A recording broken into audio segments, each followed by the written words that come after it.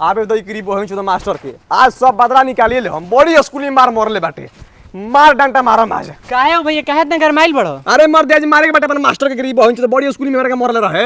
हां हमरो के मर रहे मास्टरवा। तो ला ताकत जो डंटा डंटा लेके आऊ। ठीक बा लेके आऊ डंटा गरीब बहिन चो के आवे दिया। हां भैया 11:55 हो गइल बा आउ 5 मिनट रुको ओकरा तब मारल जाई। 5 मिनट का ओकरा के मारे खातिर चला हम 5 घंटा रुक जाइम रे। चलो स्कूल के छुट्टी भइल घरे।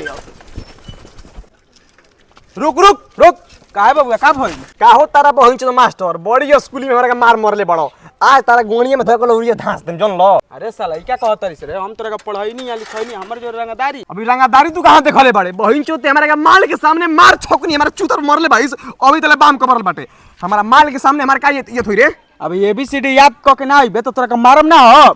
देखत नु रे दादा अभी हम मार के अभी ऊपर से नीचे तक एकदम हुर दिखा रे हुर देबे तेही मुंह में हुर देबे। तोरा बाबू भी फोन करी का? हमारा बाबू भी फोन के हमारा लड़के के मार लेबो। लाड़ बत कहि गेली बड़ा मार ना माथर चदबा के। हो रे करा बहिन चो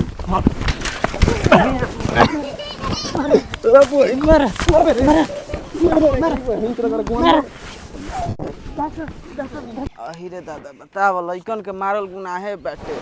मार के त गाड़ी के पास सब फाड़ देला सब 4 दिन तक ले पढ़ावल जाई स्कूल में। चलो घर।